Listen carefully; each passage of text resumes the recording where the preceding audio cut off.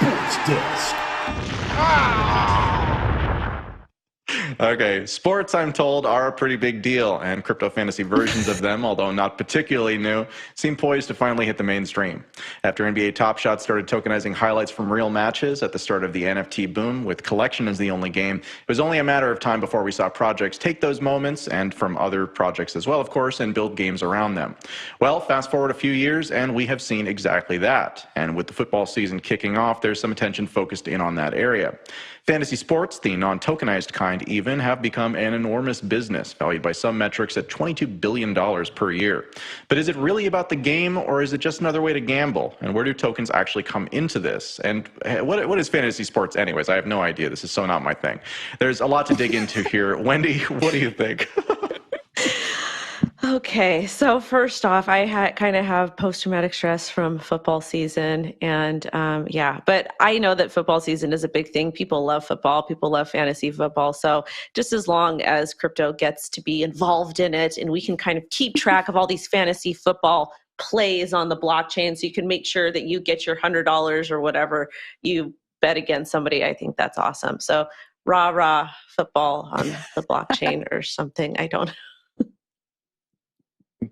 Okay, I'll pick this story up, and I have a confession. This story really made me check my biases on why I like NFTs and crypto, because I thought about this and I was like, this story is so cool. Like, I love the fact that they're like integrating crypto, and fantasy, and I was like, wait, I've been calling all these things stupid for so long because it doesn't make sense that crypto's involved with it just because I didn't like the other thing.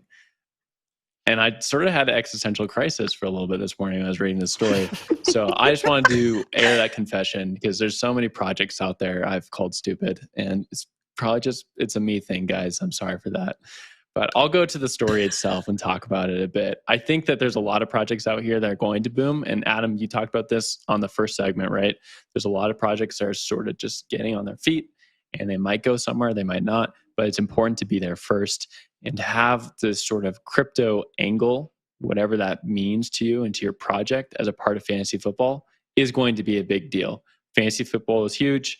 Just as Jeff Wilser put in this awesome story back in the early 90s, fantasy football is nothing. You'd have to do it by pen and paper. You have to tabulate everything yourself. 20, 30 years later, it is now a huge industry worth billions of dollars. So I think crypto could really fit into this well if they do it correctly. Jen, I'll throw it to you for your take. Yeah, fantasy sports are wild. And I just want to say, Will, you really came full circle from the beginning of the show with that Starbucks story. Now you've had a come to Jesus moment. Will is on Starbucks board is with still NFTs. stupid. Okay, they're just... I think earlier this week, it's Monday, last week, So Rare announced that they were going to launch fantasy NBA teams, and you'd be able to get, NFTs of each of the players and put them together to make teams.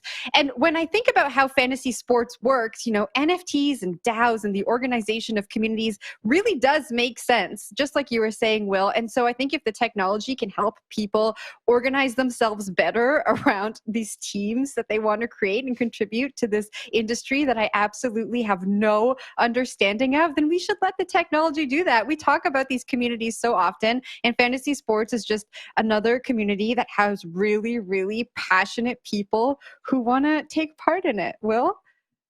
That being said, you got to stay on edge though, right? Okay, like this NFT thing with Starbucks. She's like, I got an NFT because I bought 5 coffees last week. Like, that's not a great thing. That's just like a reminder you don't have self-control.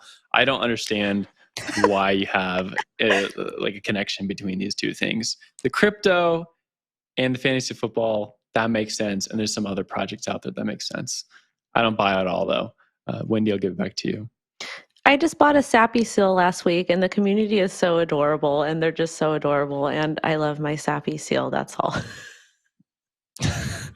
We should have like NFT show and tell on the show. We can talk about why. Here's this thing and why. Why I spent money on this? Why? It can be like it. Right? The new segment. NFT show and tell.